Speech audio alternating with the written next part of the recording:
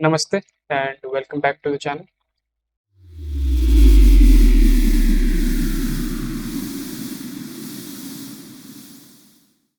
So we were discussing FreeRTOS on ESP platform using our ESP32 based controller. And in the last video, we discussed about this API, xTaskCreate. This time we'll discuss about the rest of the available task management APIs. So we have create pinned to core. Now this one provides us with the core ID that provides the affinity to a particular core.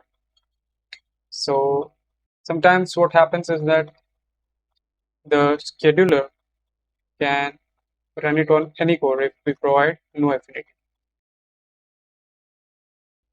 That indicates the CPU number to which the task would be pinned to. By default, I assume CPU 0 is the one where our tasks are. So this xTaskCreate, last time we saw that this was on CPU 0. Alright, then let's move to another API. This is static pinned to core. Similar to pinned to core, but this time we have another keyword in here, which is static. What does this static mean? So when we use this API, xTaskCreate, we had a dynamic allocation of memory. But by that, what do we mean? Basically, every task has two blocks of memory. One is the TCB or task control block, and the other is the task stack. So task stack has function calls and variables like a normal stack that you can understand.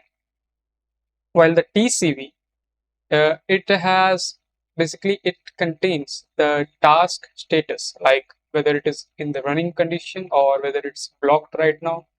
Then it has the stack pointer, which points to where right now we are in the stack. And then we have priority. Task priority is also there. Task name is present. Basically, everything that we want to know about this particular task is in the TCB, and every data of this particular task is in the stack side. So when we are using this API, automatically dynamic allocation was done as stated here. But when we use static, then the application writer must provide the required memory as it is stated here, right? Must provide required memory. So that's what is with static. Then we have just static, no pin to code, and this is something that we'll be using right now in this session. All right, let's create an example with static. So I'll head on to VS Code, and this was what we did last time. Let's just create another task, this time with create static, and let's name it task B. Instead of hard coding the number, let me provide a macro here. Text size, let's keep it 2500 for now.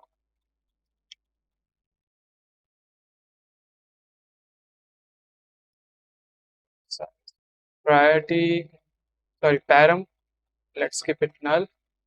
Priority is the same as the earlier one. Now we will have two other stuffs in here. So if you see, the API of static, we have static stack type underscore T and static task underscore T. So this one is the TCB, well, this one is the stack memory block that we have defined. Let's define it.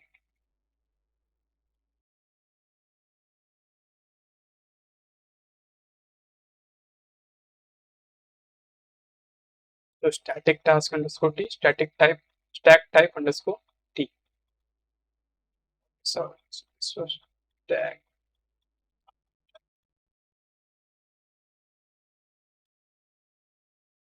Now,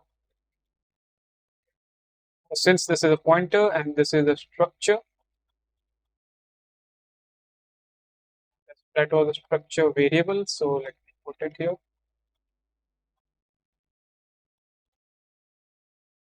Let's add the function b task b.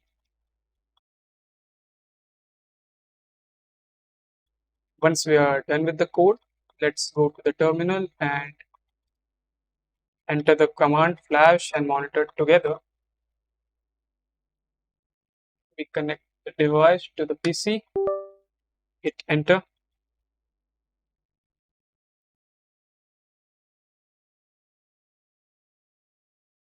So there we are, starting scheduler on CPU 0, then 1, calling admin, return from admin, and then these two tasks running after 1 second interval.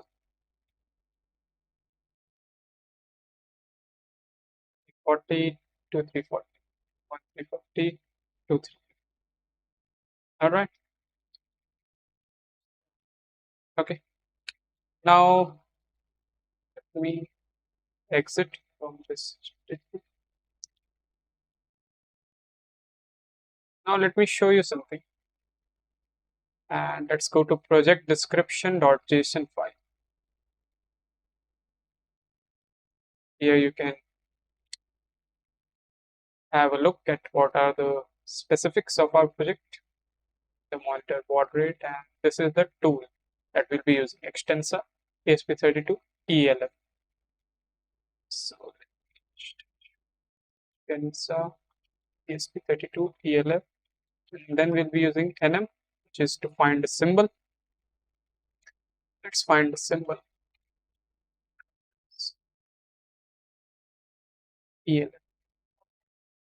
What I need to find is my symbol, which was this variable xstack.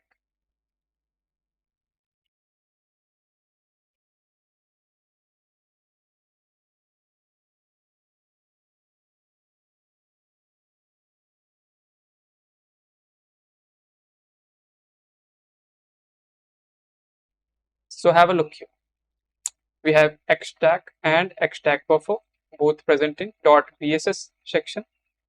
Why? Because both of them are uninitialized, right? And these are the memory addresses, okay, where they are present. So why am I showing you this? To showcase you why static API is needed.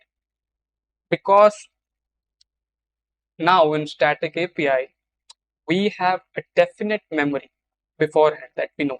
Basically in the compile time, we know it. While that in the earlier case, since it was dynamically allocated in the heap, that was going to happen in the runtime. So the advantage that we have here is that we have saved ourselves from memory fragmentation, first one. No doubt the algorithms that are right now being used, heap 4 and heap 5, those kind of algorithms are pretty good, but still when we have a limited amount of SRAM available with us, we don't want to take any chances. Then there is a memory allocation latency that happens when those dynamic stuff runs in the runtime, right? With this, we don't have to worry about that. We have already allocated the memory prior to the running of this particular program. So this stack-based API is preferred in medical and security-based systems because in those systems, we don't want to leave any room for memory-based bugs. With this, we know the exact address where xstack is, and we can perform low-level debugging as well. So I'll take the earlier command and edit some. Let's do obj dump h, and grab, this time we'll be using BSS. Alright, so we have three types of RAM sections: DRAM, IRAM, and external RAM. So IRAM is basically for instructions, DRAM is for data, and external RAM is obviously for external RAMs. So we would be concerned with the BSS section of DRAM. You can see the address.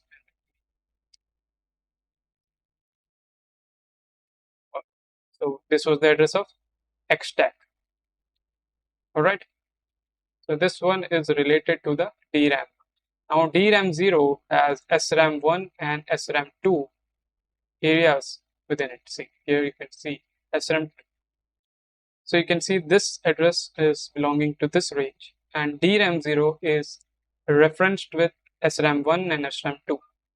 Now if we see the memory map of ESP32, and relate the particular address that we had, that was 3FFB274C, and it lies somewhere here in this region. So that is SRAM2. This is the DBus, right? So that is SRAM2. So SRAM2 is often related with DRAM0, and SRAM1 is also related with DRAM0. And SRAM0 I think is related to IRAM. So alright. So this was xTaskCreateStatic, why it should be preferred over the normal API, and how you could relate it to the memory addresses in your project ELF files, and basically from there you can do some low level debugging if needed.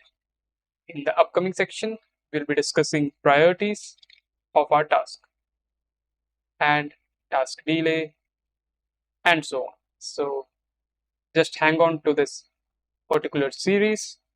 Do not forget to like and share this video, and do subscribe the channel. Signing off.